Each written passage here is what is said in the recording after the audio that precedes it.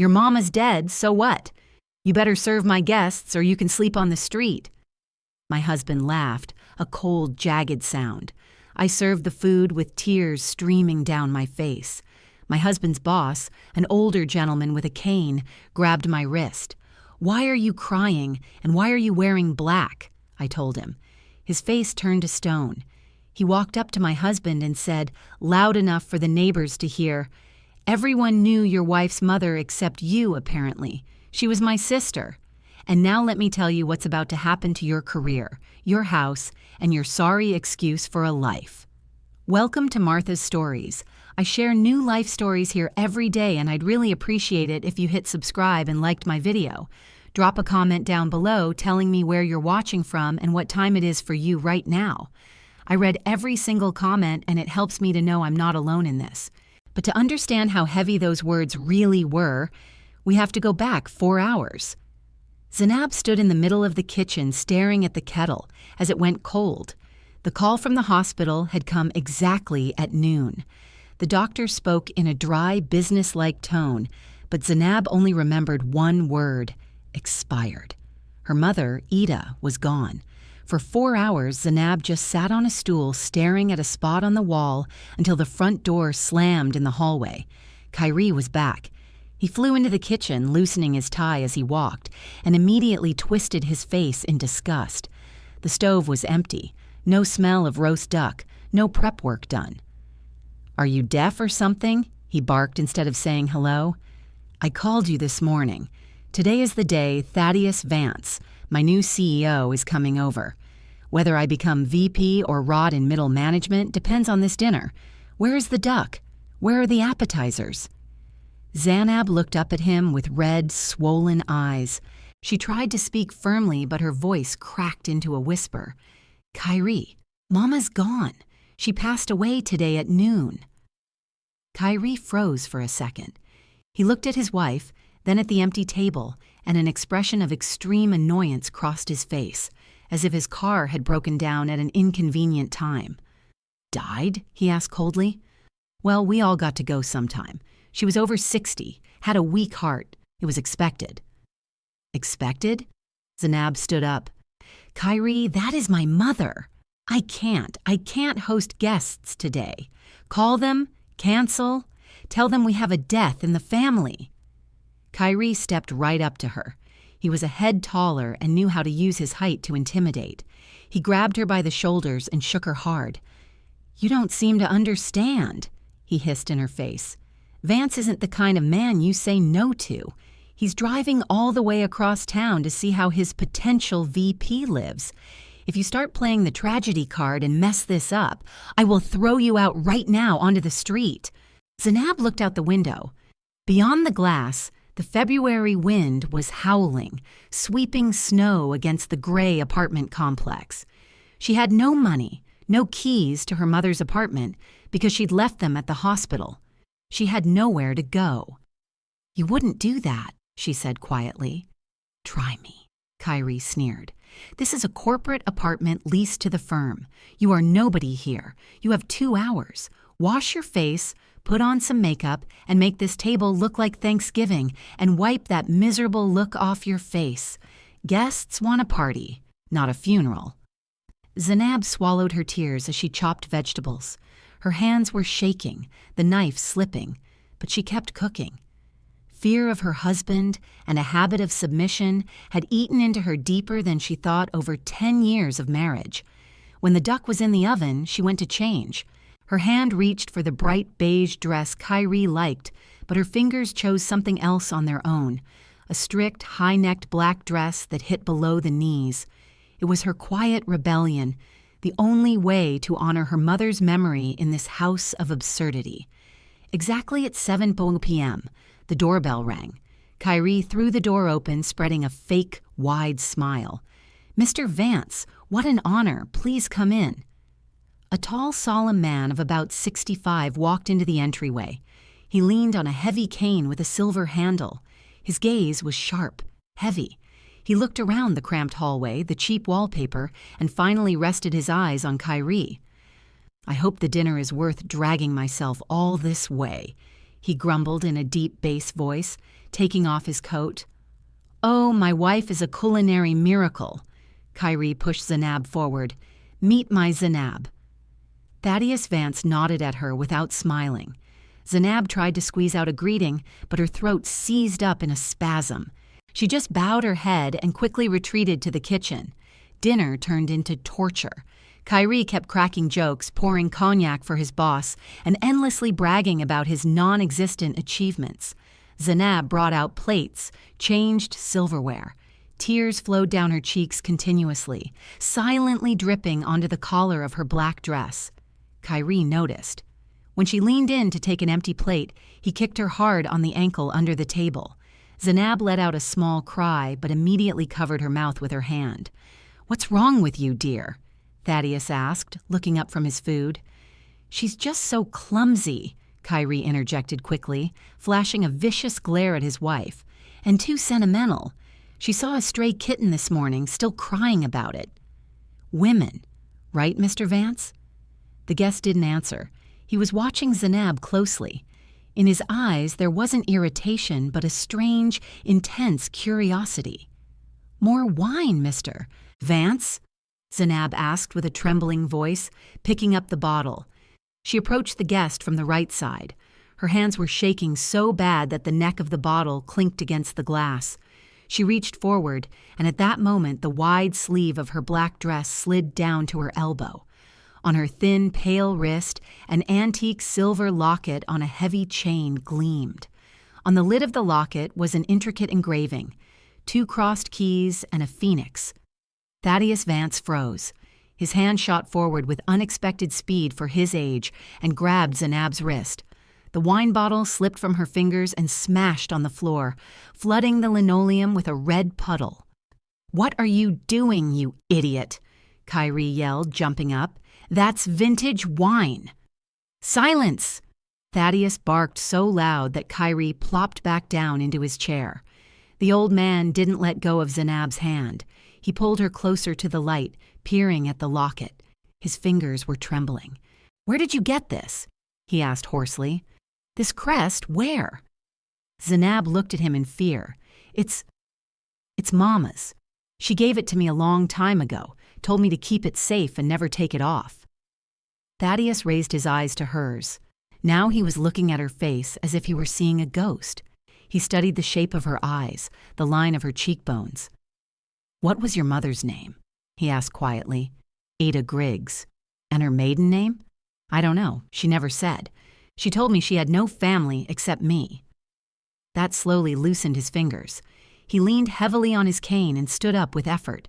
His face, usually flush with authority, had turned gray. "Ada," he whispered. "Ada. For 30 years I've been looking for her. 30 years!" He turned to Zanab and there were tears in his eyes. "Why are you in black, child? Why have you been crying all evening? Answer me!" Zanab sobbed, unable to hold it in anymore. "Mama died today at noon." A deathly silence hung in the room. You could hear the refrigerator humming. Thaddeus closed his eyes, and a single tear rolled down his cheek. Then he opened them, and a storm of rage was raging inside. He slowly turned his head toward Kyrie. Kyrie sat pale, mouth open, shifting his gaze from his boss to his wife. "Mr. Vance, I didn't know you two knew each other. She's just you forced her." That voice sounded like the rumble of an approaching avalanche. "Her mother died today, my own sister, and you forced her to roast a duck and serve you like a maid." "Sister?" Kyrie squeaked. "But she's just a seamstress. She was a Vance." Thaddeus struck the floor with his cane. "She ran away from our tyrant of a father 30 years ago to save her child, to save you, Zanab. She walked away from millions to live in peace. And you—" Thaddeus stepped toward Kyrie. Kyrie pressed himself into the back of his chair. "You are not just fired, Mr. Peyton. You are finished. Tomorrow morning, no decent company in this city will even open your resume. I will personally see to it that you are sweeping parking lots for the rest of your days." Kyrie, realizing he had nothing left to lose, suddenly sneered, his face twisted with malice. "Oh, is that right? Well, both of you can go to hell. Just keep in mind, Mr. Vance, you are currently in my apartment. And you, Zainab, too. This is corporate housing provided to me by contract. Since I'm fired, I demand that unauthorized persons vacate the premises. And as for you, wifey, we'll settle this in court. Get out." Kyrie crossed his arms triumphantly, feeling like he'd gotten the last word. That suddenly started laughing. It was a terrifying, dry laugh. He pulled his phone from his pocket, dialed a number, and put it on speaker. "Legal department, this is Vance. Pull up the file on the Peyton apartment, 45 King Drive, Unit 12. Whose books is it on?" The voice on the phone answered clearly and loudly. "Mr. Vance, that real estate is not on the holding company's books. 5 years ago, that building was transferred to the private Vance Family Trust. According to the trust bylaws, direct heirs of the family have ownership rights." Thaddeus hung up and looked at Kyrie, who had started sliding off his chair. "You didn't live here because you're a valuable employee, Peyton. You lived here because my security team has long suspected where Ida might be, and we kept this property just in case. This apartment belongs to the trust, and the sole heir of my sister is right here." Thaddeus pointed his cane at Zainab. "So, it's not you kicking us out. It is Zainab who will decide right now if you stay under the roof she owns." Kyrie shifted his gaze to his wife. For the first time in years, genuine animal fear appeared in his eyes. Zainab wiped her tears and took a step forward. "Get out," she said quietly but firmly, pointing at the door. Kyrie backed away, hit his back against the doorframe, and suddenly his face distorted. Fear was replaced by a wild, cornered rage. He lunged sideways, grabbed a heavy crystal vase from the table, and hurled it with all his might at the wall next to Thaddeus's head. Shards flew everywhere. "You're the ones getting out," he screeched, his voice cracking into a falsetto. "This is my house. I'm registered here. Just try and touch me." He dashed into the hallway, and before Thaddeus could intercept him with the cane, slammed the heavy metal door right in their faces. One lock clicked, then the second, and the chain rattled. "I'm calling the police!" His muffled scream came from behind the door. "Hello, 911, get here immediately, 45 King Drive. My wife got drunk, brought some thug over. They're breaking furniture, threatening to kill me. She's having a psychotic episode, she's unstable." Zainab stood on the landing, staring at the closed door of her own apartment. She heard her husband continue to lie hysterically into the phone, describing her non-existent drunkenness and aggression. "We need to break the door down." Thaddeus gripped the handle of his cane until his knuckles turned white. "I'll call my security." "No." Zainab shook her head. She had no strength left to fight. "The police will believe him. He knows how to be convincing. And look at me, crying in a stranger's apartment. On paper, they'll take us to the precinct until they sort it out.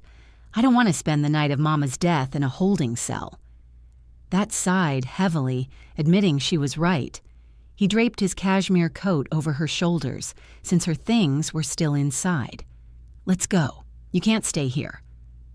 They drove in silence. The city outside the window was drowning in wet snow, turning into blurred spots of light. Thaddeus's car was huge, warm, smelling of expensive leather, but Zainab was shivering with chills.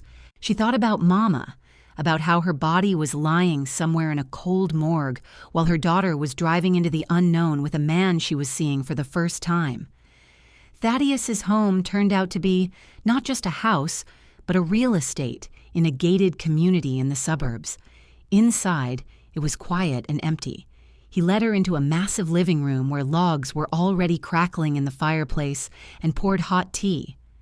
"Why did she run?" Zainab asked, staring at the fire. "If you all are so rich, why did we live counting pennies?" That sat in the armchair opposite. He looked like a tired old man, the mask of the formidable boss having slipped off. "Our father was a terrible man, Zainab. He built an empire on bones. To him, people were resources, and family was an asset. He wanted to marry Etta off to a partner's son, a cruel and depraved man, to seal a merger deal. Etta begged him not to do it, but father said, "You will do what benefits the family." That rubbed his face with his palms. That night she vanished, took only a small bag and that locket. She changed her name, her documents, cut all ties. I looked for her, hired detectives, checked databases, but she was smart. She knew how to hide. She chose poverty over a golden cage. She was afraid father would find her and take you away, or that I would become just like him. "And did you?" Zainab asked quietly. "I tried not to be," he answered hollowly. "But business requires hardness. Now that I've found you, everything I have is yours. Money, connections, lawyers. We will crush your husband.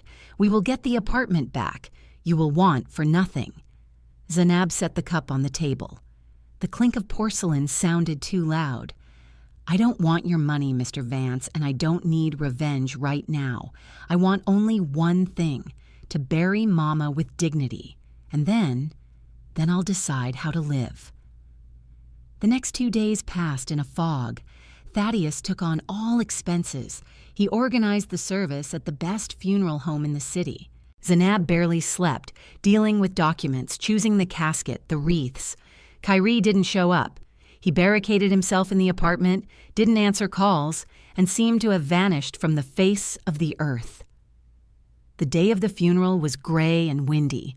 Not many people gathered at the cemetery. A few neighbors, a couple of Mama's former colleagues from the sewing factory.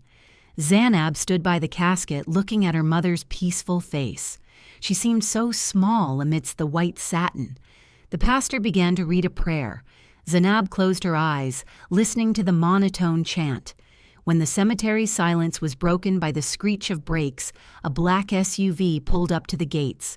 Kyrie stepped out. He was clean-shaven, wearing an expensive suit he'd bought with money Zainab had saved for a vacation. Next to him scurried a frail little man with a leather briefcase tucked under his arm, a lawyer. Kyrie didn't look like he was grieving. He walked toward the grave with the confident stride of an owner. "Stop the ceremony!" he shouted loudly. People turned around. The pastor fell silent. Thaddeus stepped forward, blocking his path. "You dare show your face here?" he growled. "Get out before I order security to bury you in the next plot." "Easy there, Uncle," Kyrie smirked. "We're operating within the law." The lawyer immediately popped out from behind his back and opened a folder. "My client, Mr. Kyrie Payton, is the legal spouse of Zainab Griggs Payton. According to state statutes, he has equal rights in decision-making, but that is not the main point." The lawyer pulled out a paper with a notary's seal. 3 years ago, Miss Ida Griggs signed a general power of attorney to her son-in-law, granting him the right to manage all property and represent her interests in all matters, including burial arrangements. The POA is valid for another 2 years. Zainab stared at the paper, and her legs went weak. She remembered. 3 years ago, Kyrie wanted to get a car loan, but his credit was shot.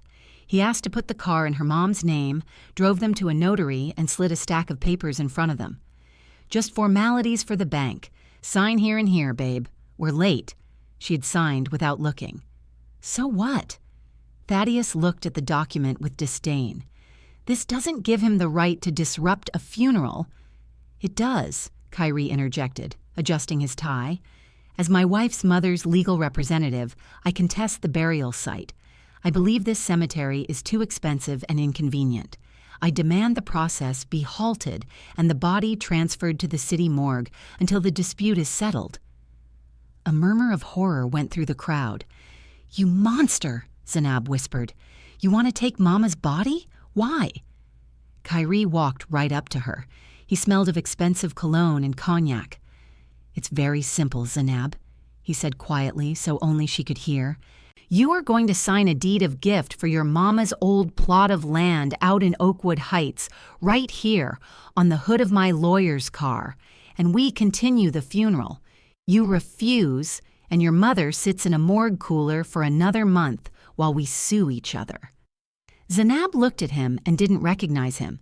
This wasn't just a selfish man, this was an enemy. The land? She asked, confused. That overgrown lot with the shack? It's just rotting wood and weeds. Why do you want it? It's worth nothing. Kyrie smiled smugly. That's none of your business. Maybe I want to grow tomatoes. So what's it going to be? You signing, or is Mama going back into the cold?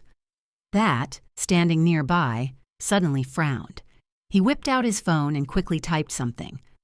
Oakwood Heights, Lot 34, he muttered, looking at a cadastral map.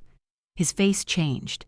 He looked up at Kyrie, and in his eyes there wasn't just contempt, but an understanding of the scale of the villain. Ah, you little vulture, Thaddeus drawled. What is it? Zanab asked. Thaddeus turned the phone screen to her. Zanab, he isn't planning to grow tomatoes. Yesterday, the governor signed the final plan for the new federal interstate expansion. It goes right through Oakwood Heights. Zanab still didn't understand. She looked at her husband, whose cheek had started to twitch nervously. So, Thaddeus said harshly, staring Kyrie in the eyes. The state is buying out these lots under eminent domain, but not for the price of a shack. The land in this zone has been rezoned for commercial use. The compensation for your lot, Zanab, will be around $1.2 million. The crowd gasped. Zanab shifted her gaze to Kyrie. He knew. He had known for months. He didn't just want a garden. He wanted to steal over $1 million from her, blackmailing her with her dead mother's body. You knew, Zanab exhaled. It wasn't a question. It was a verdict. Kyrie stepped back. Red blotches covered his face. The mask of the confident master of life cracked. So what? He snapped. We're family. It's community money. Sign it or I swear this coffin goes back to the city right now. It's going nowhere, came Thaddeus's calm voice. He didn't shout. He just made a hand signal, and two sturdy men in black overcoats who had been standing by the cars silently approached Kyrie and his lawyer.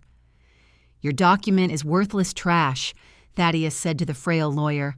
A power of attorney can be revoked in a split second. Zanab, say it. Zanab straightened up. For the first time in days, she felt not pain, but a cold, ringing rage. I revoke the power of attorney right now in front of witnesses. Kyrie's lawyer turned pale and snapped his folder shut.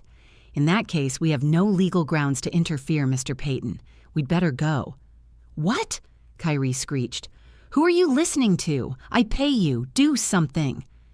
But Thaddeus's guards had already gently but firmly taken them by the elbows. Bye. The service continues, Thaddeus announced loudly to the pastor, and these gentlemen, please escort them to the gate. Kyrie tried to break free, shouting curses, yelling that he would sue everyone, but his voice was drowned out by the wind. A minute later, the black SUV peeled out and disappeared around the bend. The funeral proceeded peacefully. When the casket was lowered into the frozen earth, Zanab threw the first handful of dirt. With every thud of soil on the lid, something inside her died. The old Zanab, who was afraid to look her husband in the eye, who endured humiliation to save the family, stayed down there. Let's go, she said to Thaddeus when it was over. Where to? He asked. No, home, to the apartment. I want to throw his things out right now. Together with Thaddeus and his security, they went up to the 5th floor. The door was unlocked. The lock was broken, as if someone had kicked it out from the inside in a hurry or tried to break in. Zanab pushed the door and froze on the threshold. The apartment was no more, or rather, it was no longer a home. It was a battlefield. Furniture overturned, wallpaper in the hallway torn in strips, shards of dishes, clothes, books lay on the floor. The TV was gone, the laptop too. Kyrie had taken everything of any value, even the microwave. Lord, Zanab whispered, stepping over a pile of laundry dumped out of the closet. He was looking for cash or documents, Thaddeus stated, surveying the destruction, or he just wanted to hurt you. Zanab walked into the kitchen. There, amidst the chaos, on the only surviving table, lay a thick folder. Written on it in black marker was, "To my beloved wife." Zainab's hands trembled as she opened it. Inside were not letters or photos. They were letters from banks and loan sharks, CashNet USA, Speedy Cash, check cashing places, dozens of logos that made her eyes blur. "What is this?" she asked, shuffling through the papers. Thaddeus took a sheet, scanned it. His eyebrows shot up. "These are notices of overdue debt, pre-legal notifications, collection demands. But we didn't have loans," Zainab muttered confusedly. "Kyrie said we lived within our means. Look at the borrower's name, Zainab." She lowered her gaze. In the borrower line, everywhere was the same name, Zainab Griggs Payton. "How?" She dropped the folder, papers scattered across the floor. "I didn't take anything. I haven't been to a bank in 5 years since I changed my card." "The power of attorney," Thaddeus said grimly, "the same one you revoked today. He used it not only to blackmail you with the funeral, he's been taking out loans in your name for years." Thaddeus took out his phone and called his lawyer.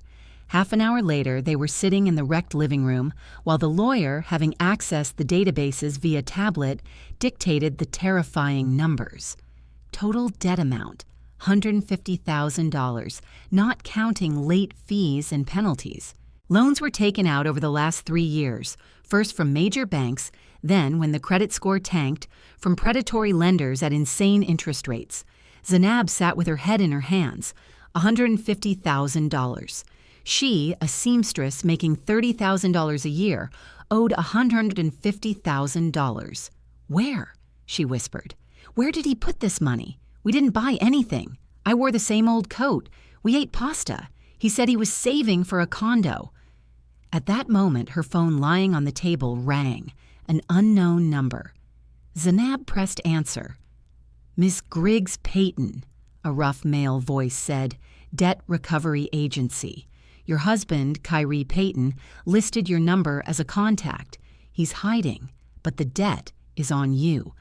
When do you plan to settle? We have information about your place of employment. We'll come by there tomorrow and we'll visit the neighbors." Zainab hung up. The phone immediately rang again. Another number, then another. The attack had begun. Kyrie hadn't just run away. He had thrown her into a pit of vipers. "I'll cover it all," Thaddeus said firmly. "My lawyers will contact all creditors tomorrow. We'll pay off the debts. To me, this amount is negligible." Zainab looked up at him. There were tears in her eyes, but her gaze was hard. "No, Zainab, don't be foolish. They will eat you alive. You don't have that kind of money. If you pay, I stay the same fool everyone decides for," she said, standing up. "First a husband, now an uncle. I've been a victim my whole life, Mr. Vance. I signed without looking. I endured. I believed. Enough." She walked to the window. The wind flapped a torn curtain. "I need to understand where the money went. I need to find him. This is my business." That looked at her with respect. "All right then, let's look at the statements." The lawyer had already accessed the account activity. The lawyer turned the tablet toward them. Rows of transactions scrolled on the screen. "Look, cash withdrawals were rare, mostly transfers. Regular large sums, $2,000, $5,000, $10,000, all to the same account." "Who?" Zainab asked. "Recipient, Locke Williams." Zainab frowned. The name seemed vaguely familiar. Locke, that's his secretary," she remembered. "He said she was just an assistant, a gray mouse, as he put it." The lawyer quickly typed the name into a search engine. "Well, regarding gray mouse, I'd argue that," he chuckled. He opened a social media page. Looking back at them from the screen was a glamorous woman in furs, posing in front of the Eiffel Tower, expensive restaurants, and beauty salons. "Locke's Luxe Bar," the lawyer read. "Elite beauty salon downtown, opened 2 years ago. Owner, Locke Williams." Thaddeus whistled. "That's where your $150,000 went, Zainab. Your husband wasn't gambling. He was building a business for his mistress with your money." Zainab stared at the photo. On one of the shots taken at the salon opening, Lash was cutting a red ribbon, and in the background, in the shadows, with a glass of champagne, stood Kyrie, He was smiling like he never smiled at home, happily and proudly. She zoomed in on the photo. Lash was wearing a necklace, the very same one Kyrie claimed he was saving for, showing Zanab pictures in magazines and promising to get it for their anniversary. "Sorry, babe. Prices went up. Couldn't do it," he had said. Then rage, cold and calculating, finally displaced the fear. Zanab took the tablet and checked the salon's address. 10 Peachtree Street, she read. "What are you going to do?" Thaddeus asked. Zanab walked to the mirror in the hallway. It was cracked, but she saw her reflection. Pale face, black dress, hard eyes. "I'm going there. I want to look into this business lady's eyes. I'm taking back what belongs to me." She turned to Thaddeus. "Mr. Vance, I need your help, not money. I need a good auditor, right now. We're going to this salon not to cause a scene. We're going to conduct an inspection of my investments." The auditor arrived in an hour. It was a strict woman in glasses with a folder of documents. Together with Thaddeus and his security, they headed downtown. Lacque's Luxe Bar shone with glass display windows, marble, gold leaf, huge chandeliers. Everything screamed of luxury, paid for by Zanab's tears. She pushed the heavy glass door and walked in. The receptionist, seeing 2 security guards, turned pale and reached for the panic button, but Thaddeus shook his head. "I wouldn't advise it," he said calmly. "We're here for the owner." Lack came out of her office a minute later. She was even more striking than in the photos, tall, well-groomed, in a silk dress that clung to her. Zanab froze. Lash's belly was noticeably round, 5 months along at least. Lash looked Zanab over with a contemptuous gaze from head to toe, lingering on her simple black dress. "Ah, the legal wife," she smirked, showing not a drop of fear. "I thought you'd come sooner," she said. "You were slow." "Where is he?" Zanab asked, trying to keep her voice steady. "No idea." Locke shrugged and walked to a velvet sofa, sinking heavily onto it. "The coward ran off, left me to clean up his mess. But it's fine. The baby and I will manage." She expressively rubbed her belly. "Is that Kyrie's child?" Zanab asked hollowly. "Of course. We're a real family, Zanab, not like you 2 strangers in one apartment. Kyrie loved me, and he just used you." Zanab stepped forward. "This salon was bought with my money, with loans he took out in my name. I'm taking everything." Locke laughed, a loud, biting laugh.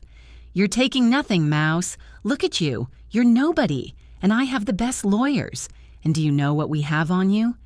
She pulled a folder from a desk drawer and tossed it in front of Zanab. "Open it." Zanab opened it. It was a photo of her disheveled face, red, screaming, waving a knife in the kitchen. It was 6 months ago. Kyrie had driven her to hysterics with his nitpicking. She was cutting meat. He started yelling. She turned with the knife in her hand, crying. Turns out he was filming. "Wife in a state of affect threatens to kill husband," Lash commented. "And there's a video where you're sleeping on the floor after taking sedatives, bottles all around." Kyrie set it all up. "We'll prove you're mentally unstable, an alcoholic, and a danger to society. You'll be declared incompetent and Kyrie will be appointed your guardian, which means all your rich uncle's inheritance." She nodded at Thaddeus. "Will be under our control." Thaddeus stepped forward, his face darkened with anger. "Do you realize who you are talking to, girl?" he growled. "A has-been tycoon who couldn't find his sister for 30 years? Lack snorted. "Your time is up, old man. It's the era of the young and bold. Get out of my salon or I call the police and show them these photos right now." Zanab felt her strength leaving her. They had planned everything, every humiliation, every tantrum. It was all part of the plan. She silently turned around and walked out to the street. Thaddeus caught up with her, trying to say something to comfort her, promising to destroy Lack in court, but Zanab didn't hear. She needed a place where she could breathe. "Take me to Mama's," she asked, "to her apartment." Thaddeus drove her. He wanted to go up with her, but she asked to be left alone. She needed to say goodbye. Ida's apartment met her with silence and the smell of medicine. Everything was just as it was when Mama was alive. The old sofa, the rug on the wall, the Singer sewing machine by the window. Zainab ran her hand along the back of a chair. Mama sat here in the evenings, sewing orders to help her and Kyrie with money, even though she lived hand-to-mouth herself. Zainab began to pack things, clothes into bags to give to the church, books into boxes. She opened the closet and saw the old dressmaker's mannequin, covered in worn fabric. Mama called her Miss Hattie. She modeled her best dresses on it. Zainab hugged the mannequin, pressing her cheek against the cold fabric, and wept. Tears flowed like a river, washing away the remnants of her self-control. Suddenly, her fingers felt something hard under the fabric of the mannequin, near the neck. There was a seam, but it had come undone. Zainab pulled at the thread. Hidden inside the stuffing was a small bundle. She pulled it out. It was a thick notebook with an oilcloth cover, a diary. Zainab sat on the floor right amidst the boxes and opened the first page. Mama's handwriting was even, neat.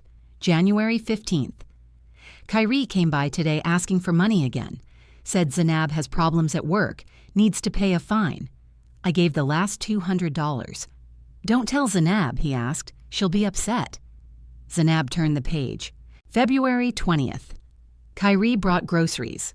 Strange, he never did that.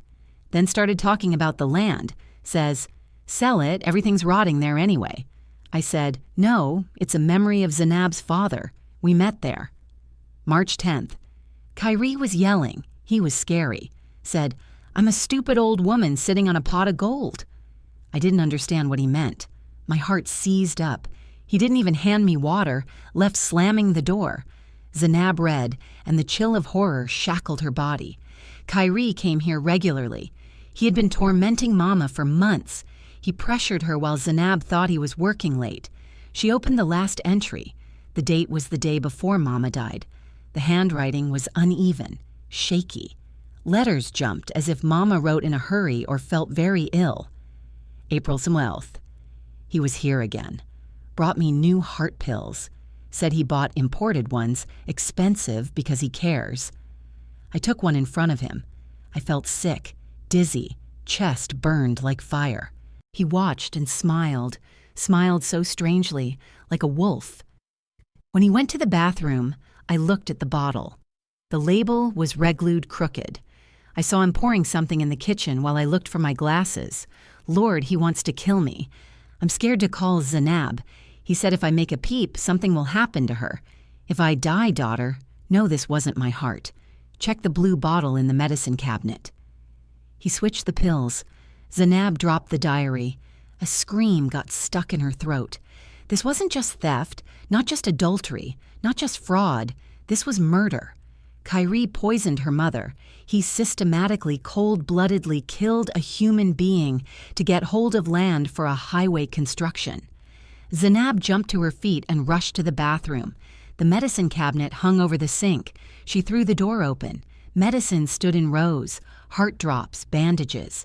She feverishly went through the bottles. The blue bottle was gone. Empty on the shelf remained only a round dust ring where it had stood. Someone had been here after Mama died. Someone took the evidence. Zainab looked in the mirror. From the depths of the glass, not a victim looked back, not a tear-stained widow. Looking back was a daughter who had just learned she lived under the same roof as her mother's killer. And this killer was somewhere free right now, planning to declare her insane and take everything else. You won't get anything, she whispered to her reflection. I will put you away even if I have to dig up the earth with my bare hands. She grabbed the diary, shoved it into her bag, and ran out of the apartment. She needed Thaddeus now. This wasn't just a family drama. It was war. Zainab ran out of the building, clutching the bag with the diary until her knuckles turned white. Thaddeus was waiting in the car. Seeing her face, he immediately knew something terrible had happened. "To the police!" she threw out, slamming the door. "Urgent! He killed her!" The whole way, she read Thaddeus the entries from the diary. His face turned to stone with every line. At the police precinct, they were met coldly. The duty detective, a young guy with tired eyes, twirled the old notebook in his hands. "Ma'am, these are just notes," he sighed. "Elderly woman, bad heart, imagination. Where is the proof? Where is this blue bottle of yours?" "It's gone," Zainab almost screamed. "He took it. He was there." "Who? My husband?" The detective smirked. "Any witnesses? Cameras?" "No. The body is already buried. The autopsy showed heart failure, which for her age and diagnosis is normal. To open a murder case and exhume, we need solid evidence, not a diary. Maybe she mixed up the pills herself. Or you, forgive me, are making this up on nerves to get back at a cheating husband." Zainab walked out of the office, feeling helplessness squeezing her throat. The law was blind and Kyrie was acting. That same evening, Thaddeus turned on the TV in the living room of his mansion. A talk show, City Speaks, was on the local channel. In the studio, on a soft couch, sat Kyrie. He looked perfect. Modest black suit, tragic expression, slightly red eyes. "I just want my wife back," he said with a trembling voice, looking straight into the camera. "We lived 10 happy years and then this rich relative appeared. He turned her head with money, took her away, hid her in his castle. Zainab isn't herself right now. She's under the influence. She didn't even let me into her mother's funeral. Can you imagine? Didn't let me say goodbye to my beloved mother-in-law." The host nodded sympathetically. "And is it true you were kicked out of your own home?" "True," Kyrie wiped a non-existent tear. "I'm staying with friends right now, but I won't give up. I love Zainab. I will save her from that golden cage." And then a special guest was invited to the studio.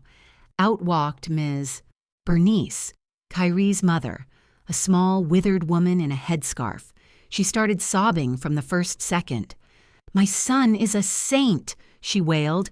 "He worked 2 jobs for Zainab, and she's ungrateful. Drove her mother to the grave with her indifference and now wants to leave my husband penniless. Good people don't believe her. It's all that cursed money." Zainab watched the screen and felt cold hatred boiling inside. Ms. Bernice, the mother-in-law who for years nagged her about every speck of dust, who came to their home with her own key and rearranged pots. "Stop. Key." Zainab froze. Ms. Bernice had a key to their apartment, but did she have a key to Ada's apartment? She remembered one episode. A year ago, Mama ended up in the hospital and Zainab asked her mother-in-law to water the plants while she stayed at the hospital. She gave her the key ring and Ms. Bernice returned them only a week later. "I forgot to give them back, honey. Got lost in my purse," she said then, with a sweet smile. What if she made a duplicate? What if she took the bottle? Kyrie is a coward. He might have been scared to go back to the crime scene, knowing Zainab might be there, but his mother would do anything for her baby boy. "I need to meet her," Zainab said, turning off the TV. "With who? With that actress?" Thaddeus was surprised. "Yes, she knows more than she's saying, and she's greedy." The next day, Zainab called her mother-in-law. Ms. Bernice's voice on the phone dripped with poison. "What do you want, Judith? Conscience woke up?" "Ms. Bernice, I want peace," Zainab said firmly. "I saw the show. I'm tired of fighting. I have a proposal regarding the inheritance. I'm willing to give Kyrie part of the land money if you stop this circus in the press." A pause hung on the line. Greed battled with hatred. "Come to my place," the old woman grumbled. "Kyrie isn't here. He's meeting with lawyers. We'll talk." Zainab went alone. Thaddeus was against it, but she insisted. She hid her phone with the voice recorder on in the inside pocket of her coat. Miss Bernice's apartment smelled of peppermint oil and old dust. She met Zainab in a robe with a shawl carelessly thrown over it. She led Zainab to the kitchen without even offering tea. "Well," she sat at the table, crossing her arms, "how much you giving?" "5 million, Zainab replied, referring to a smaller portion of the assumed inheritance. "But I need guarantees." The old woman's eyes glinted greedily. 5? Too little. The land is worth way more." Kyrie gets 5 or nothing. I can drag the courts out for years. Ms. Bernice chuckled. Fine. What do you want? I want to know the truth. Zanab leaned forward. About the pills. The mother-in-law's face didn't twitch. She was a tough cookie. What pills? You're delusional, honey, just like your mama before she died. I know Kyrie switched them, Zanab bluffed. I know you took the bottle. I have video from the hallway camera. You entered Mama's apartment the day after she died. It was a lie.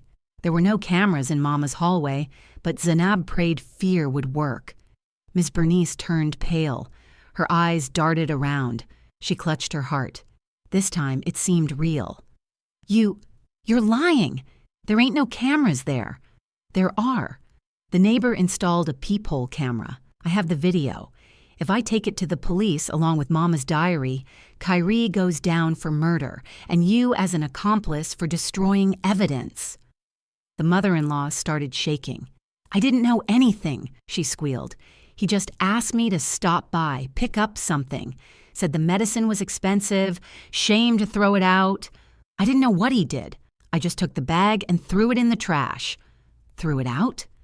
Zanab's heart dropped. The evidence was destroyed. Yes, in the dumpster by the house. How was I to know? She started sobbing. He's my son. He said it was for business, that you wanted to ruin him. Zanab realized there would be no confession to murder. The old woman would claim ignorance, but she needed something she could hit Kyrie with, something that would destroy his alliance with Lach. Fine, Zanab said, changing tactics. Let's say I believe you, but tell me one thing. Why does he need all this? He has Lach now, a baby on the way, a new family. And here, Miss Bernice's face twisted. The malice she had been hoarding suddenly found an outlet. She hated Lach even more than Zanab. Family? She snorted. What family? That painted hussy. She's milking him like a cow. The baby? What's wrong with the baby? Zanab asked, alert. The mother-in-law suddenly went silent. She realized she'd said too much, but Zanab had already latched onto that thread. Ms. Bernice, if you stay silent now, I go to the police with the video. Kyrie goes to jail, and Locke takes all his money, the money he stole from me, and lives happily ever after with another man. Is that what you want? Your son rotting in prison while that girl lives large? It was a hit to the sorest spot, a mother's jealousy of her son's mistress. She's lying to him, Ms. Bernice whispered viciously. Lying to his face about what? About the baby. It ain't his baby. Zainab froze. How do you know?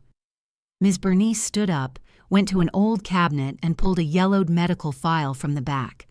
Kyrie got sick as a child, bad months with complications. Doctors back then said he will never have children.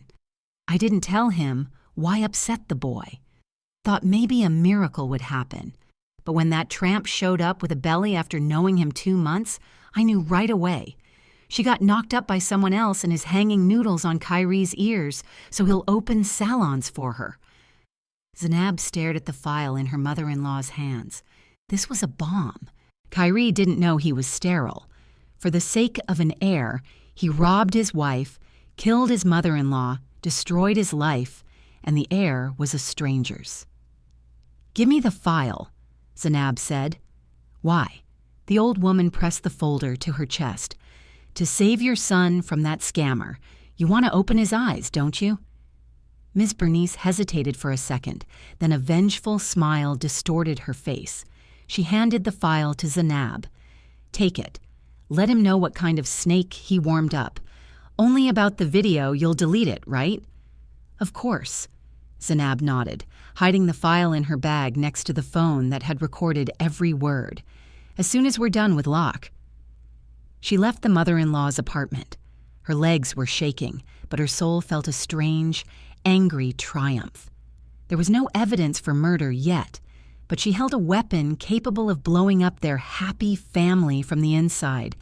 And when they start tearing each other apart, the truth will float to the surface. The next morning, Zanab called Kyrie. I'm ready to negotiate, she said dryly. Enough of the show. Meet me at noon in the conference room of the Plaza Hotel. Bring Lush.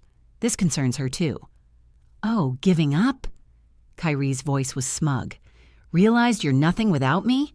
Fine, we'll be there. Get your uncle's checkbook ready. The plaza was neutral territory. Thaddeus rented a small meeting room. He sat at the head of the table, grim and silent as a rock. Zanab was at his right hand. Only a thin folder lay before her. Exactly at noon, the door swung open.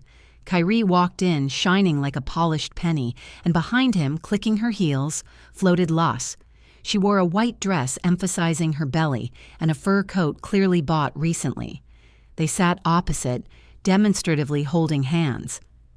Well, relatives, Kyrie started, lounging in the chair. Let's get straight to business. My terms are simple.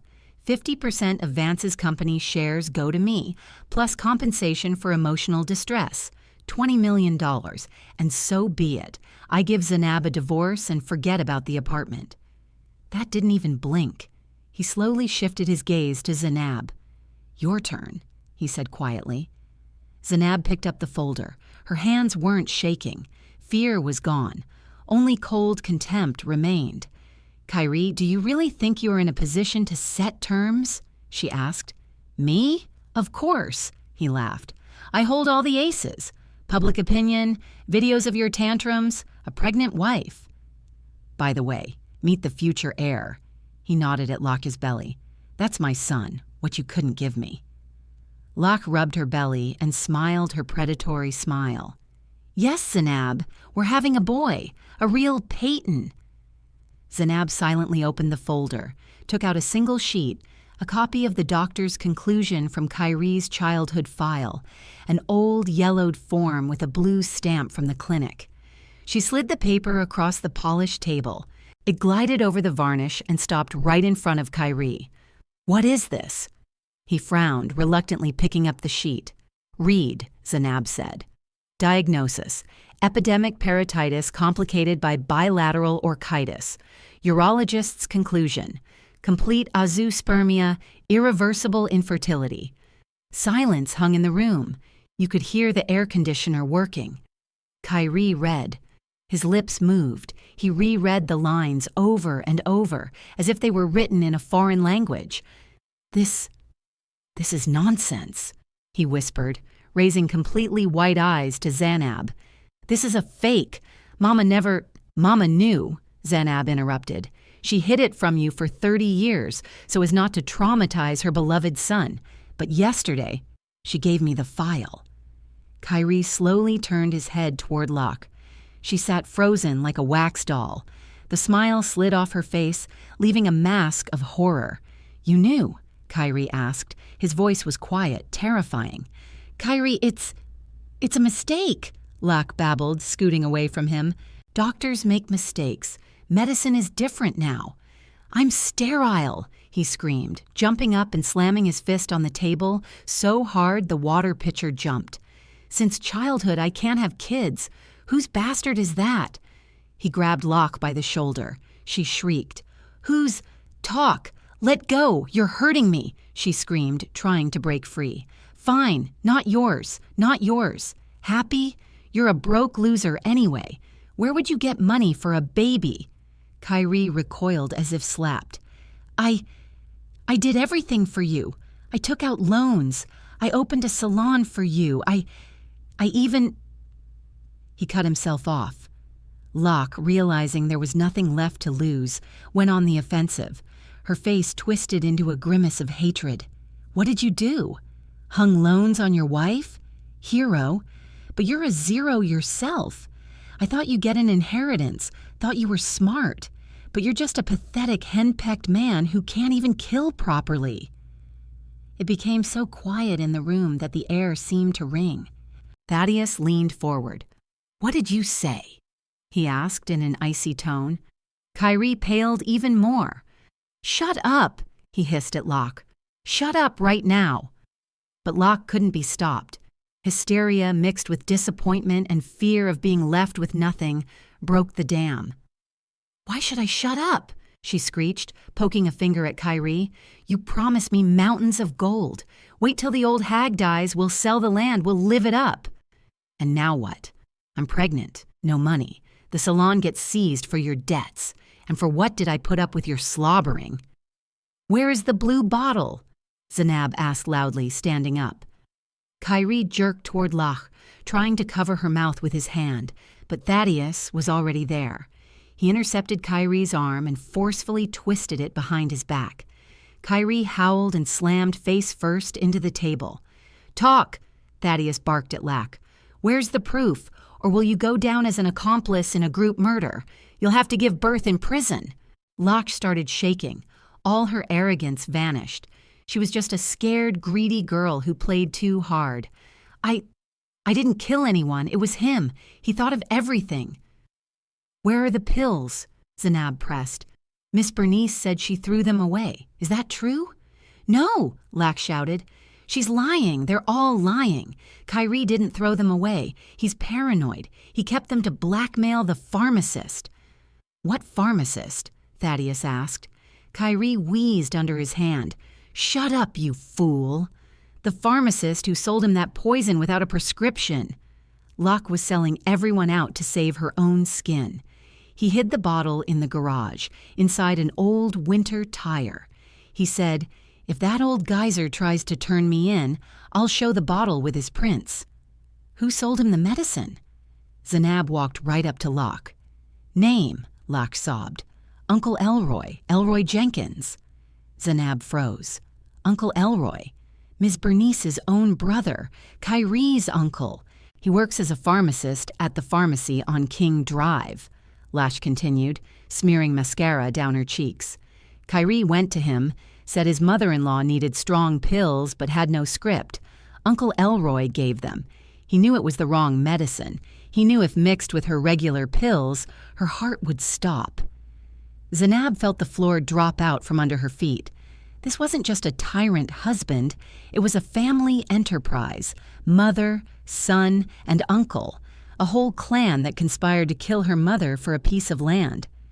Kyrie promised Uncle Elroy money, Lach babbled, $5,000 for the vitamins. Thaddeus jerked Kyrie up from the chair. Your uncle, you say? He growled in his face. Family business. Kyrie was silent. His eyes darted like a cornered rat. Call the chief of police, Thaddeus told Zanab, and tell them to send a squad to the North Side Garage Co-op. We're going for winter tires. Lach collapsed onto the chair and covered her face with her hands. And me, she whined. Nothing happens to me, right? I told everything.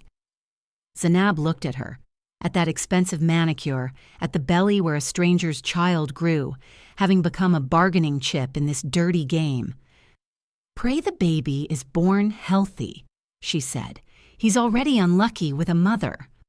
They walked out of the hall, dragging Kyrie.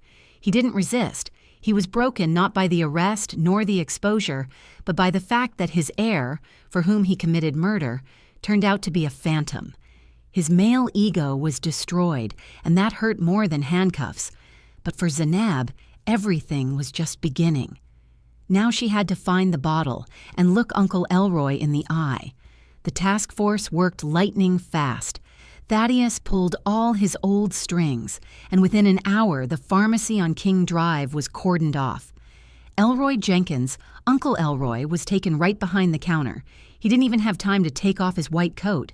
During the search in the back room, they found not only unaccounted drugs, but a black ledger. There, among entries about selling codeine syrup to junkies, was one line, KP Special Order $5,000 deposit, date matched, initials too. But while the police were filling out protocols and driving to the garage for that very bottle, Kyrie disappeared. In the chaos, when he was being led out of the hotel under a promise not to leave town, the investigator didn't have an arrest warrant in hand yet, only Lach's testimony, which needed verifying. He managed to bolt. He asked to use the bathroom, climbed out through a narrow window into the back alley, and dissolved into the city. 2 hours later, a notification from the bank came to Zanab's phone. Withdrawal of funds, $3,500. Balance $0. It was the last money, the remainder of Mama's savings, which Zanab had transferred to a safe account, access to which, as it turned out, Kyrie also had through hacked online banking. He cleaned out everything. She told Thaddeus, looking at the screen, "I don't have a dime, not even for bread." "That's not a problem." Thaddeus was already pulling out his wallet. "I'll give you whatever you need and you're coming to stay with me. The apartment isn't safe. He's free." "No." Zanab cut him off. She stood in the wind by the pharmacy building, wrapping herself in her thin coat. "I won't go to your mansion, Mr. Vance. I won't hide. That is my apartment, my life. If I run now, he wins. He'll think I'm afraid." "You should be afraid." Thaddeus raised his voice. "He's a cornered beast." "So am I," she answered quietly, "and I have teeth, too." She returned to the trashed apartment. It was freezing. Kyrie, leaving either in a fit of rage or to force her out, had shut off the valves on the radiators and broken them so they couldn't be opened without tools. Outside, it was 4 degrees Fahrenheit. Inside, barely 40 degrees. Zanab didn't cry. Tears ran out. She put on 2 sweaters, wool socks, lit the gas stove in the kitchen to get at least a little warm. She took Mama's diary out of her bag, but not to read about the pills. She opened it from the back where the sketches were. Mama drew dresses, not the dreary robes she sewed to order for neighbors. She drew real beauty, flowing silhouettes, strict lines, unusual collars. "Collection for my Zanab" was written in the margins. Zanab walked to the sewing machine. The old singer was the only thing Kyrie couldn't carry away. Too heavy. Fabrics? There were no fabrics. Kyrie had hauled out all the stocks of expensive silk and wool Mama had saved for years. Zanab looked around. In the corner lay the old curtains Kyrie had torn down, thick, heavy velvet, the color of dark wine. On the floor, his discarded shirt of good cotton. "Fine," she said aloud. "We'll sew from what we have, from the wreckage." She sat at the machine. Her hands remembered the movements. The scissors cut the fabric with a predatory crunch. She cut not by rules, but by instinct. The curtain turned into a complex skirt, the husband's shirt into a corset with stiff inserts. She sewed all night. The cold bit her fingers, but she didn't stop. This was her therapy, her revenge. Every stitch was like a nail in the coffin of their marriage. By morning, the dress was ready. It was strange, gothic, but insanely beautiful. A phoenix dress rising from ashes and dirt. Zanab put it on, let her hair down, stood before the cracked mirror, turned on the camera on her phone, and started a live stream on social media.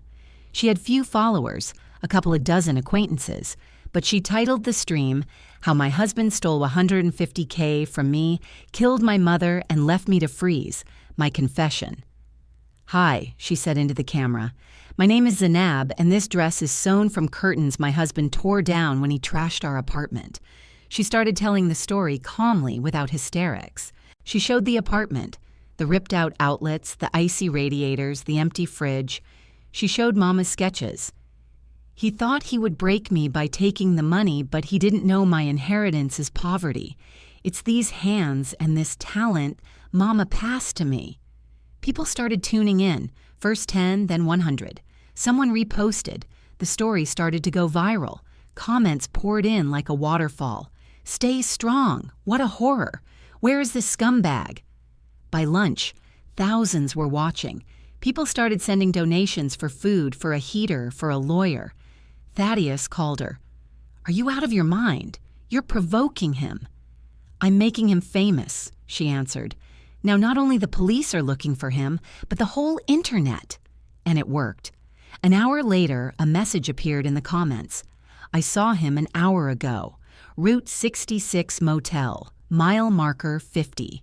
Red Toyota, plates covered in mud. He was buying gas in a canister at the station nearby."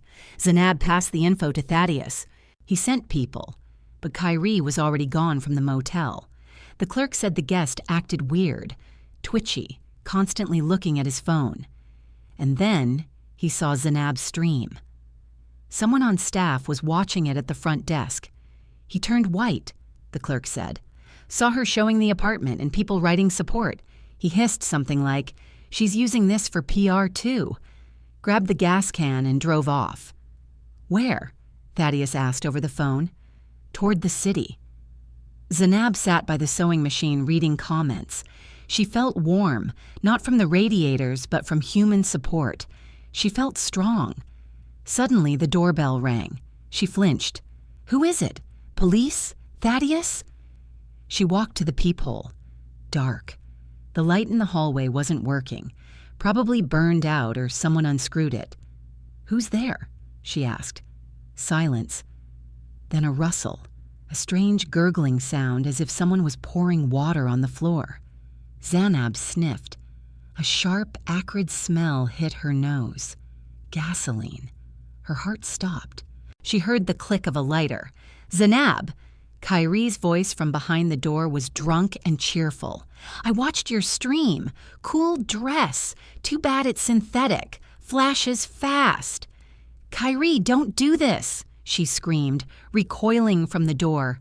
"You wanted fame," he yelled. "You wanted to burn me in front of the whole world. Well, burn yourself along with your rags and that damn diary." A sharp whoosh.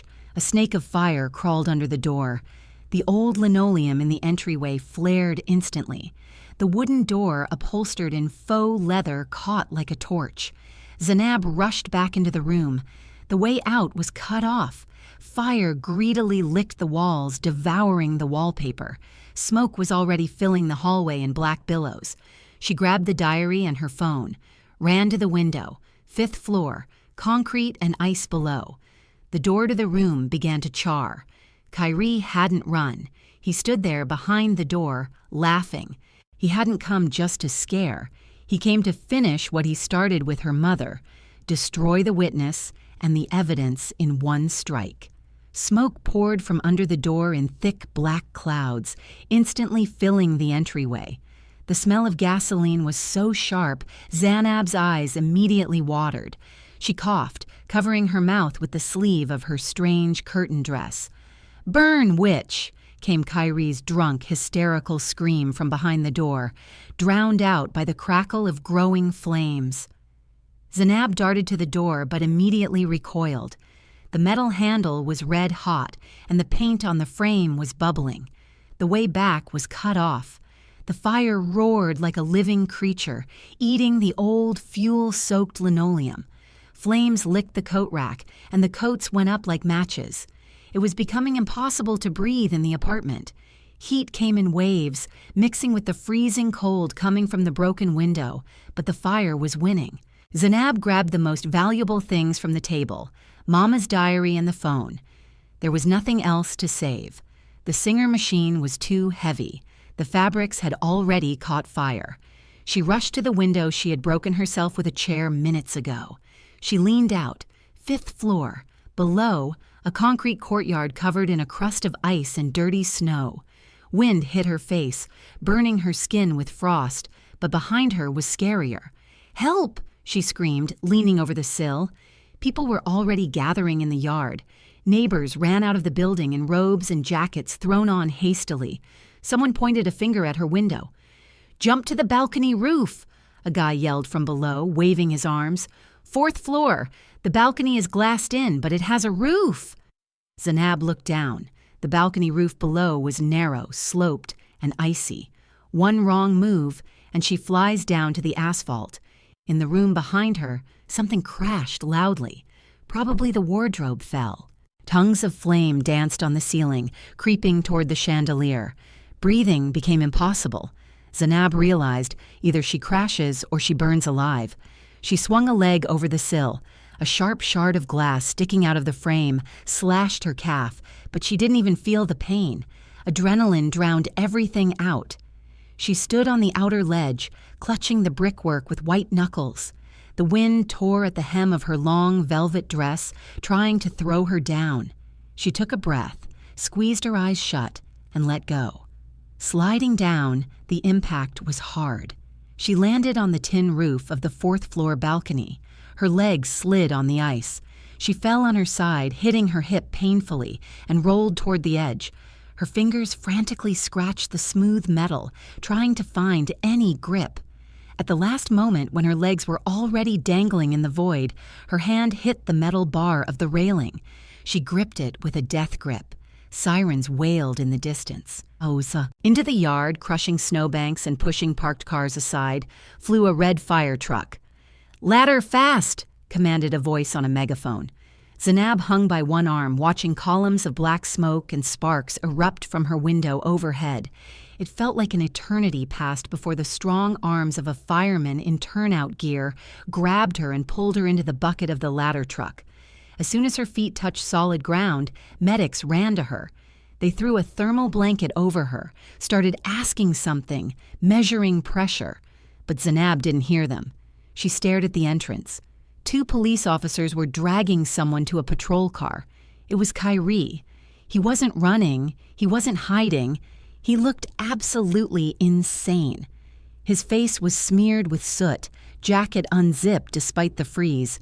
He was laughing, throwing his head back, and that laugh was scarier than the fire itself. "Burn, baby, burn," he yelled, spitting saliva. "So it doesn't go out. No apartment, no evidence, no diary, no jail. I solved everything. I'm a genius." A cop pressed his head down hard, shoving him into the back seat. "That's my wife up there." Kyrie continued to squeal as the door slammed. "I warmed her up. She was cold without heat. I'm a good husband."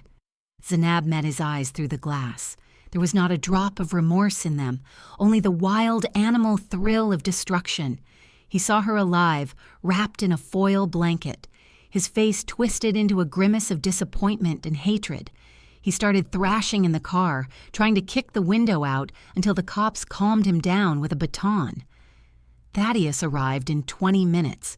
He found Zainab in the ambulance. She sat clutching the saved diary, smelling of smoke. "How are you?" he asked, his voice trembling. "I'm okay," she said quietly. "But him? He's a finished man," Thaddeus said harshly. "Attempted murder, arson, destruction of property. He won't wiggle out of this." But they underestimated Kyrie, or rather, his ability to survive at someone else's expense.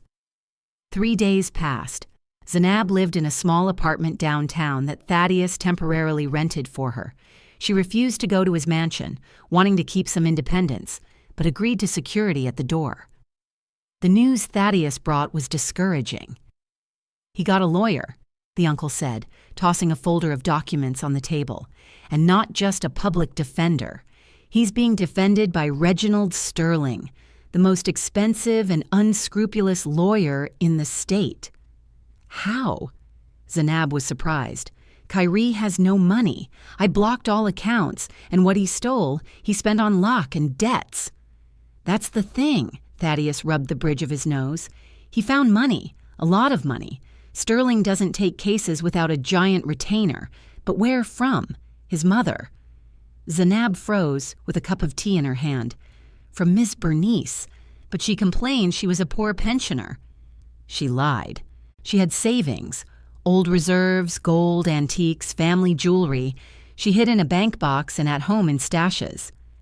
Kyrie, before driving over to burn your apartment, stopped by her place. That opened the folder and showed the police report. He drugged his mother with tea laced with sleeping pills. While she slept, he cleaned everything out, cracked the safe, took the keys to the deposit box, took everything, and immediately pawned it, giving the money to the lawyer. He robbed his own mother. Zainab couldn't believe such a level of baseness. And now this strategy works? The lawyer already filed a motion. They aren't denying the arson, they are claiming insanity. Thaddeus turned on the tablet. A recording of the lawyer's press conference played. A slick man in an expensive suit spoke into microphones. "My client, Kyrie Payton, is a victim of circumstances. Prolonged stress, financial collapse, death of a beloved mother-in-law, betrayal of a wife who left for a rich relative. His psyche couldn't take it. It was a nervous breakdown, a state of temporary insanity. He didn't understand what he was doing. He isn't a criminal. He is a sick man who needs help, not prison.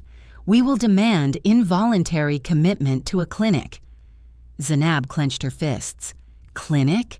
In 6 months, he'll walk out with a certificate that he's healthy and roam free. Exactly, Thaddeus nodded. And the scariest part is they have a chance. Expertise can be bought, and Sterling knows how to deal with judges. We need ironclad proof that he planned the crime in advance, that he is cold-blooded and calculating. Mama's diary isn't enough. The lawyer will say it's the ramblings of a sick woman. Locke's testimony isn't enough either. She's an interested party, a scorned mistress. The doorbell rang. Thaddeus's guard peeked into the room. "Miss Griggs Peyton, you have a visitor. A woman says she's your mother-in-law." Zanab and Thaddeus exchanged glances. "Let her in," Zanab said. "Miss." Bernice walked into the room. Zanab didn't recognize her. This wasn't the haughty lady who taught her how to cook greens, nor even the scared woman Zanab spoke to a couple of days ago. Before her stood a destitute old woman.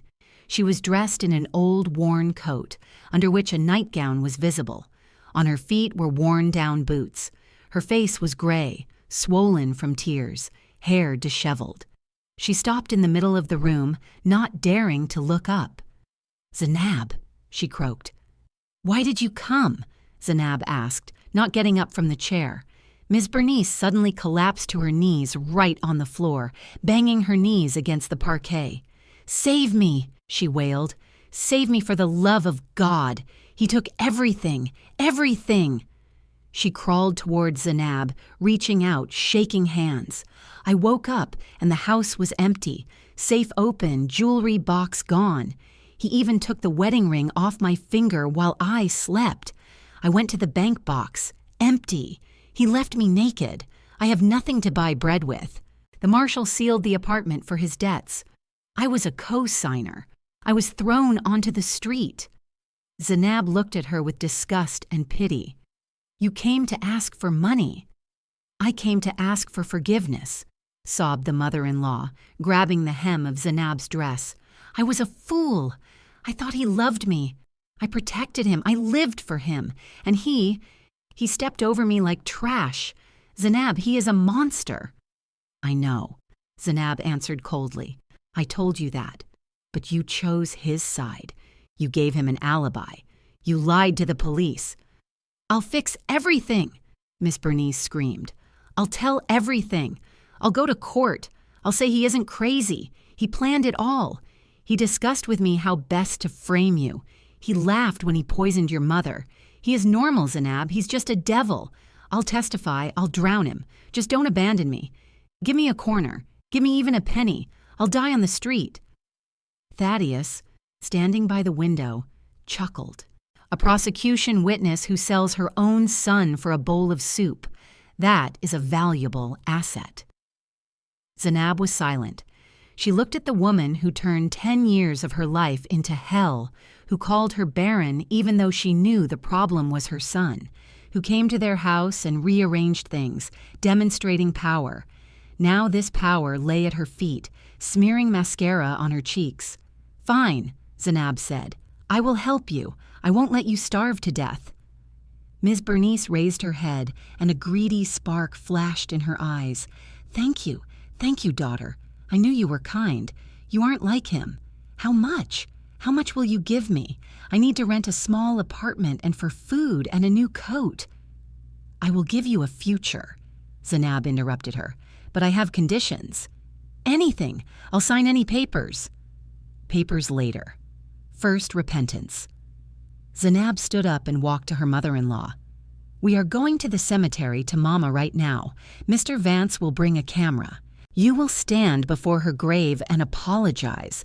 You will tell everything. How you knew about the pills. How you helped your son hide evidence. How you hated us. You will say it not to me, but to her, the dead one." Miss Bernice started shaking. "On camera? But everyone will see. My friends, neighbors." "You have no more friends and neighbors," Zanab said harshly. "You only have a choice. Either you do this, and I ensure your life, or you walk out into the cold right now, and I won't lift a finger when you freeze in an alley." "I agree," whispered the old woman, lowering her head. The drive to the cemetery passed in silence. Ms. Bernice huddled in the corner of the leather car interior, teeth chattering. Zanab looked out the window at the gray city. There was no gloating in her, only a cold necessity to finish the job.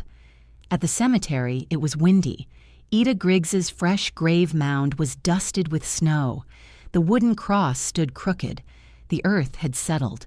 Thaddeus turned on the camera on his phone. "Get on your knees," Zanab ordered. Ms. Bernice plopped into the snow. She didn't care. She was cold and scared. "Speak to Ida." "Ida Griggs."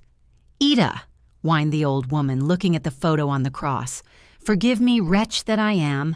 I am guilty before you. I knew Kyrie wanted to drive you from this world.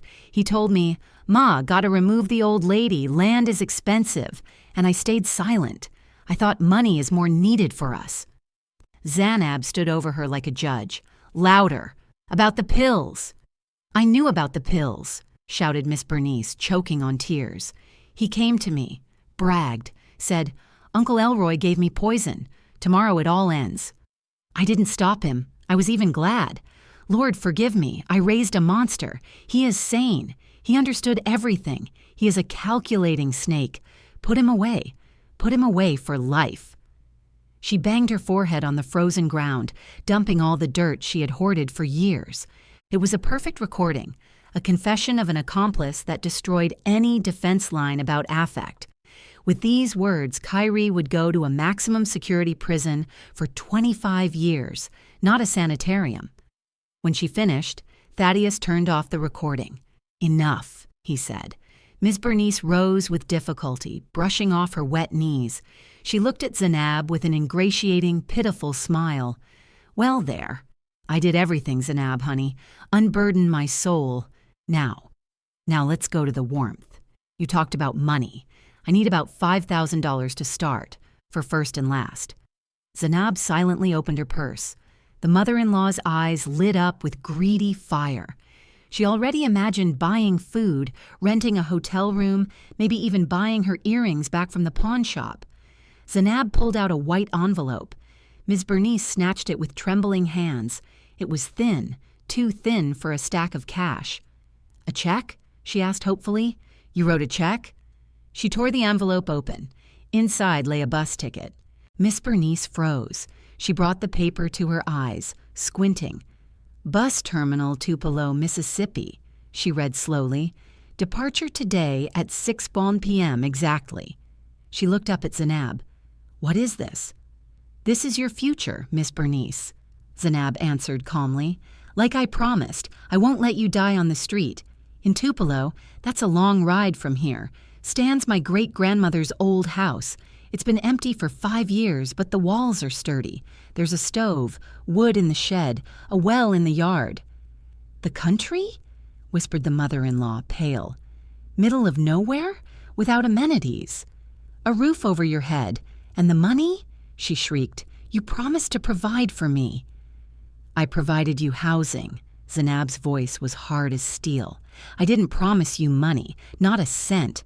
You didn't earn it. You drank my blood for years. You helped kill my mother. You betrayed me. You betrayed even your son when he stopped being profitable to you. I won't go." Bernice threw the ticket into the snow. "I won't survive there. I am a city woman. Give me money. You are obligated. You're rich now." "Pick up the ticket," Zanab said. "It's your only chance. The bus leaves in 2 hours." "You witch!" yelled the old woman, rushing at her with fists. "You tricked me!" Thaddeus intercepted her arm, not letting her touch Zanab. "Quiet, citizen," he said. "You have a choice. Either you take the ticket and go atone for your sins in the sticks, or I hand this recording to the district attorney right now, and you go down as an accomplice in premeditated murder. That's 8 to 20 years in prison. Believe me. Conditions are worse than in a village with a stove." Miss Bernice went limp. She realized the trap had snapped shut. She had talked herself into a sentence, and now her freedom depended only on the mercy of this woman she so despised. She slowly, sobbing, sank into the snow and picked up the ticket. "Damn you," she hissed, looking up at Zanab. "Bus station is that way." Zainab pointed to the cemetery gates. "Walk. It's good for your health." She turned and walked to the car. The wind blew the hem of her coat. She felt no pity, only huge relief. The last thread connecting her to the past was cut. "To court," she told Thaddeus, getting in the car. "Now we have everything to destroy Kyrie." The car pulled away, leaving the lonely figure of the old woman in the middle of the cemetery alley. Snow began to fall harder, covering the tracks. 6 months passed. The courthouse was surrounded by journalists. This case became the loudest trial of the year in the city, the case of the Black Widower, as the papers dubbed it. Zainab stepped out of Thaddeus Vance's car. Camera flashes blinded her, but she didn't even blink. She wore a deep burgundy pantsuit sewn from her own sketch. Perfect cut, rigid shoulder lines, high collar. She no longer looked like a victim.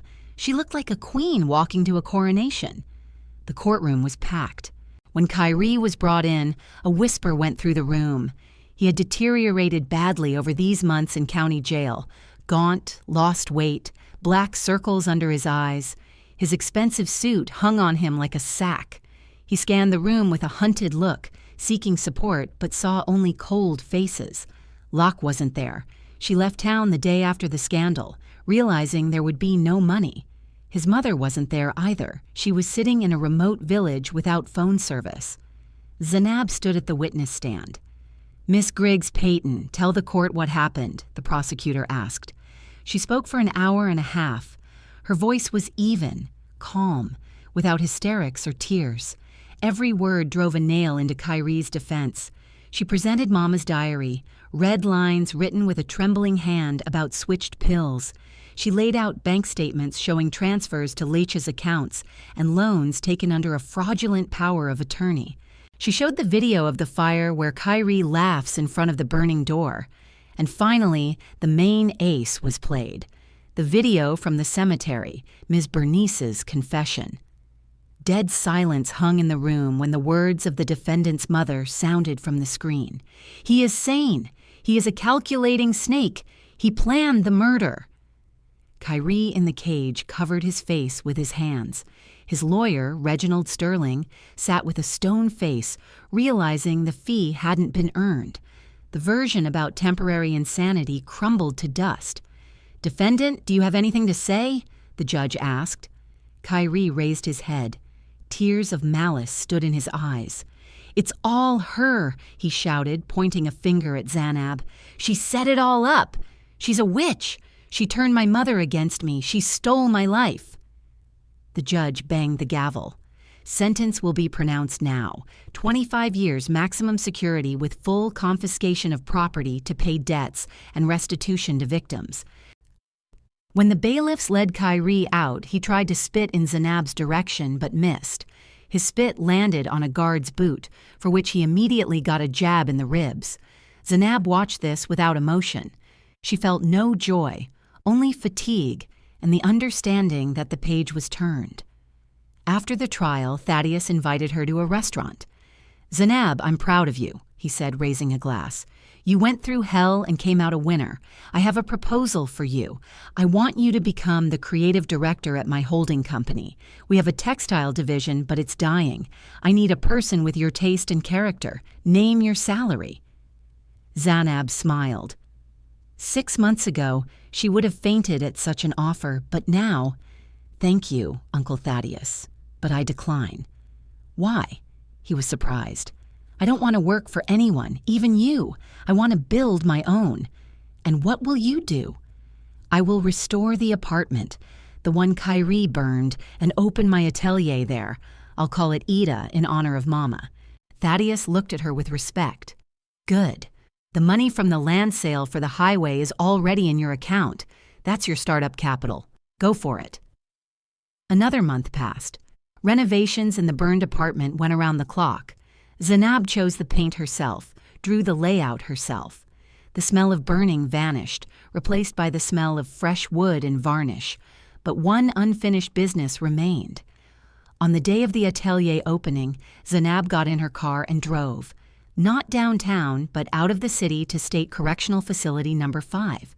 The visitation room smelled of bleach and tobacco. Kyrie was brought in 10 minutes later. He was shaved bald, in a gray jumpsuit with a tag on his chest. He sat opposite through the glass and picked up the phone receiver. "Came to gloat?" he asked hoarsely. "To watch me rot here? Like it?" Zanab looked at him and tried to find in this person the one she loved for 10 years, but found nothing.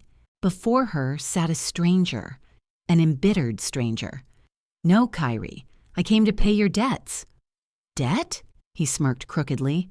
"You owe me half a life." Zanab pulled a folder from her bag and pressed it to the glass.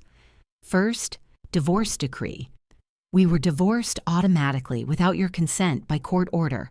You are now a free man, legally." Kyrie spat on the floor. Second, Zanab pulled out another sheet. It was a bill, a regular restaurant bill, handwritten on letterhead with the logo. "What is this?" Kyrie squinted. "Remember that dinner 6 months ago when you forced me to cook duck and serve your boss on the day my mother died?" Kyrie's eyes widened. You serious?" "Absolutely. I calculated everything. Groceries, room rental, and most importantly, waitress and chef services at double rate for working on a day of mourning, plus emotional damages. Total $800. She slid the paper through the slot under the glass. "I deducted this amount from the money left from the sale of your car at the Marshall's auction, so we are even." Kyrie stared at the paper and his face started turning red. "You're sick," he screamed, banging his fist on the glass. "You're crazy. $800 for dinner? I'll kill you." "Time's up, prisoner," barked the guard, grabbing him by the shoulder.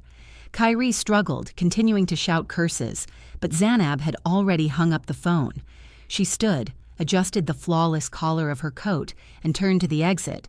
"Hey, 142!" shouted the guard at Kyrie. "Hands behind your back. Move to the cell." He no longer had a name. Zanab walked out to the street. The sun blinded her eyes. She got in the car and drove back to the city. At the entrance to the former apartment building, now turned into a stylish entrance with the sign, "Ida, Bespoke Fashion," a line stood. Women of different ages seeing her car began to whisper, "That's her, the owner. They say she sews dresses that change destiny. I saw her stream. She's such a strong woman." Zanab got out of the car. She smiled, not with that timid smile she used to try to please her husband, but with the smile of a winner. She cut the red ribbon. "Welcome," she said. "We are open." She walked inside, into her new world, where there was no place for fear, humiliation, and people who don't know how to love. Kyrie remained in the past, wiped away like a stain of dirt from the hem of a royal dress, and ahead was life, her own. Well, friends, that's the story. Heavy, right? But I think very instructive. You know, while reading, I kept thinking, did Zanab do the right thing? On one hand, it's harsh, sending the mother-in-law to a remote village, putting the husband away for 25 years, and even handing him a bill at the end.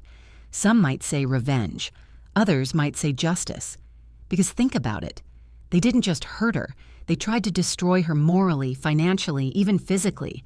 Kyrie killed her mother, torched the house. The mother-in-law covered for a killer for money. Can such things be forgiven? Can you turn the other cheek when you're stabbed in the back?